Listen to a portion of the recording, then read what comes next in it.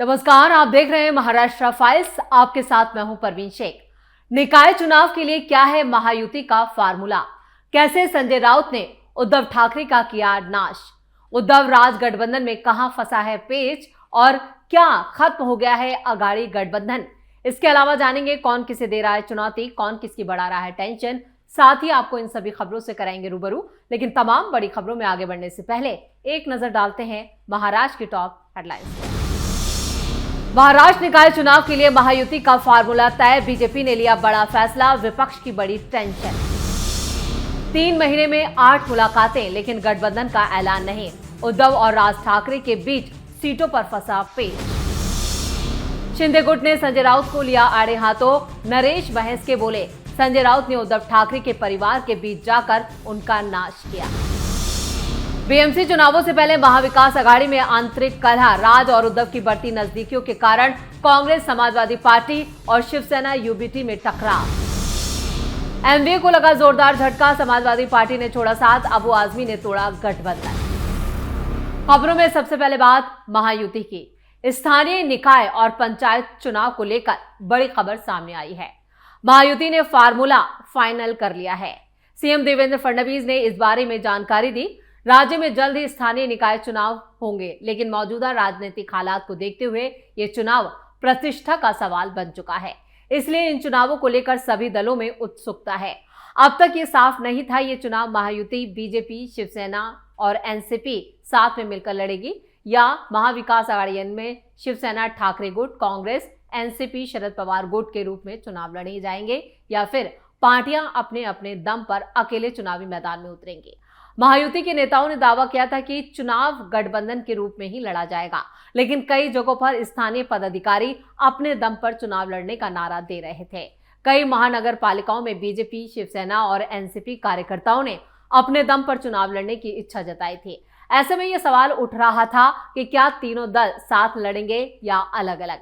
इस बीच अब बड़ी खबर यह आई है जिसके मुताबिक महानगर पालिका चुनाव के लिए महायुति का फार्मूला तय हो गया है। यानी मुंबई में बीजेपी, शिंदे गुट और एनसीपी यानी अजीत पवार जो है वो तीनों मिलकर चुनाव लड़ेंगे। वहीं पुणे और पिंपरी चिंचवाड़ में बीजेपी अपने दम पर चुनाव लड़ेगी।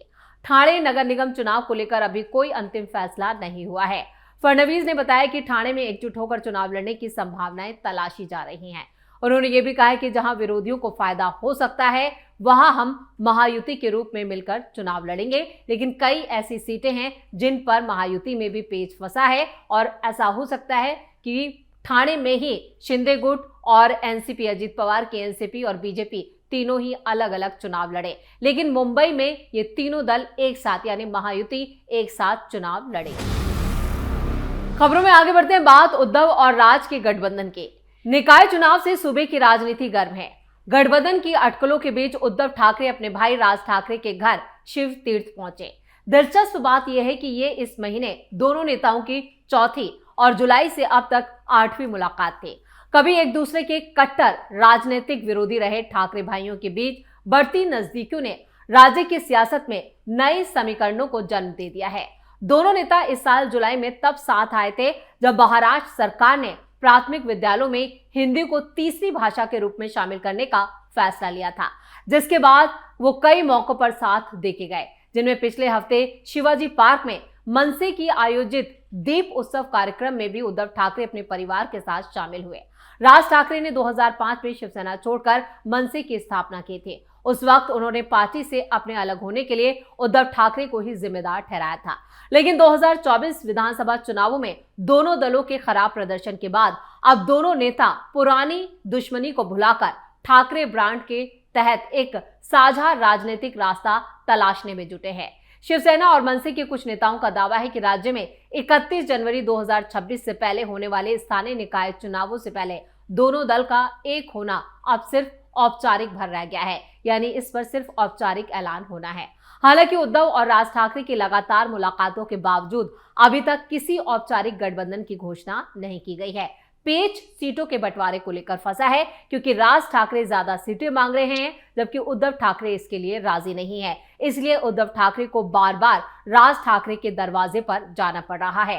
राज ठाकरे के आगे वो लगातार नाक रगड़ रहे हैं कि किसी तरह से गठबंधन हो जाए। इसके लिए वो शरद पवार की पार्टी एनसीपी और कांग्रेस को भी तिलांजलि देने को तैयार हैं। लेकिन उद्धव ठाकरे के लाख मनाने के बावजूद राज ठाकरे ने अब तक अपने पत्ते नहीं खोले हैं, क्योंकि उनके पास कई विकल्प मौजूद हैं। वो फडणवीस से भी मुलाकात कर चुके हैं, जबकि बीजेपी और इधर शिंदे गुट के नेता जो हैं एकनाथ शिंदे, वो भी कह चुके हैं कि आपके लिए हमारे दरवाजे खुले हैं। यानी राज ठाकरे के सामने दो बड़े विकल्प मौजूद हैं, या तो वो शिंदे की शिवसेना में जाएं या फिर फडणवीस की बीजेपी में शामिल हो जाएं। लेकिन उद्धव ठाकरे नहीं चाहते कि राज ठाकरे इस बार एनडीए यानी महायुति का हिस्सा बने। वो सिर्फ उद्धव ठाकरे के साथ मिलकर चुनाव लड़े। इसलिए उद्धव ठाकरे बार बार राज ठाकरे के सामने हाथ जोड़ रहे हैं, नाक रगड़ रहे हैं, लेकिन राज ठाकरे अब तक इस गठबंधन के लिए तैयार नहीं है। खबरों में आगे बढ़ते हैं। एकनाथ शिंदे गुट के सांसद नरेश महेस्के ने शिवसेना यूबीटी के राज्यसभा सांसद संजय राउत पर निशाना साधा है। उन्होंने कहा है कि यह शख्स एटम बम नहीं बल्कि लक्ष्मी बम है। नरेश महेस्के ने अपने इस बयान का मतलब भी समझाया। शिंदे गुट के नेता ने कहा कि संजय राउत ने उद्धव ठाकरे के घर परिवार के बीच जाकर उनका पूरी तरह से नाश कर दिया है। ये नकली पटाखा है और उनमें दम नहीं है। नरेश महेस्के ने संजय राउत पर निशाना साधते हुए कहा, मेरे कहने का मतलब है कि उनमें दम नहीं है। उन्होंने पार्टी का विघटन किया। उद्धव ठाकरे के पक्ष का ये बड़ा नुकसान है। महाराष्ट्र में होने वाले नगर निकाय चुनावों पर उन्होंने कहा कि कार्यकर्ता और पदाधिकारी अलर्ट हैं।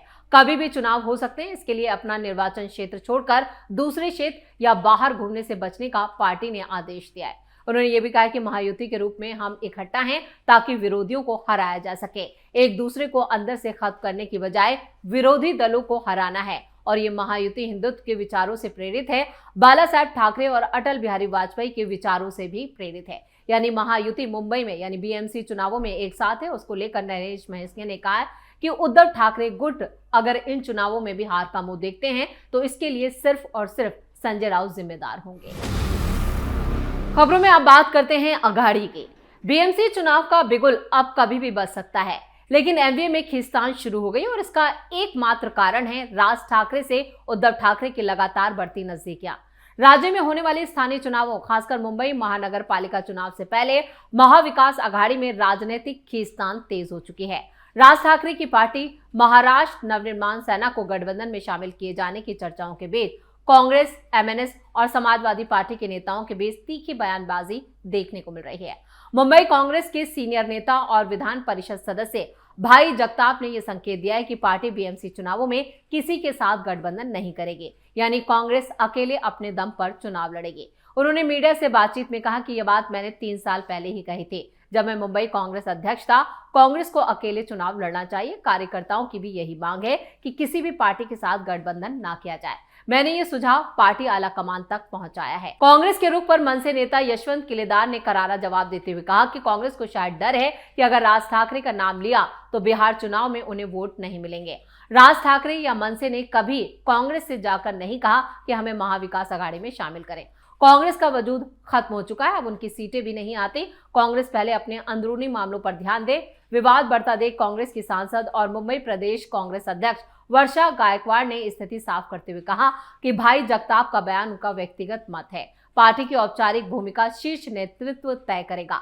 हर नेता की अपनी राय हो सकती है, लेकिन अंतिम निर्णय कांग्रेस हाईकमान का होगा। जबकि कांग्रेस नेता भाई जगताप के बयान का यूबीटी ने कड़े शब्दों में विरोध किया। यूबीटी प्रवक्ता आनंद दुबे ने कहा कि कहते हैं कि भाई जगताप मुंबई के छोटे नेता है। गठबंधन दिल्ली के नेता तय करते हैं। हम अपने सहयोगियों का सम्मान करते हैं, लेकिन अगर चुनौती दी गई तो हम दिखा देंगे कि शिवसेना क्या कर सकती है।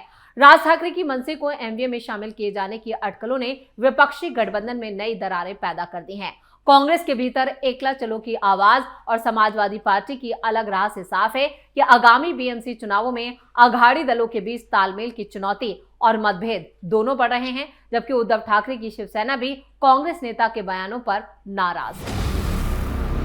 और खबरों के आखिर में बात अबू आजमी की। समाजवादी पार्टी की महाराष्ट्र इकाई ने महाविकास अघाड़ी गठबंधन से अपना रिश्ता तोड़ने का ऐलान कर दिया है।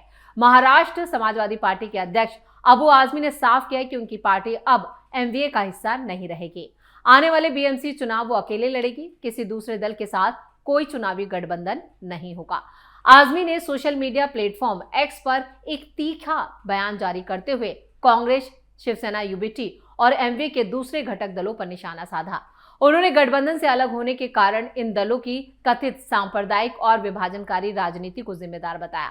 आजमी ने उन नेताओं की कड़ी आलोचना की जिन्होंने 19 साल जेल में रहने के बाद बेकसूर मुसलमानों के बरी होने पर आपत्ति जताई, लेकिन मालेगांव धमाके के सांप्रदायिक आरोपियों की रिहाई पर चुप्पी साधे रहे।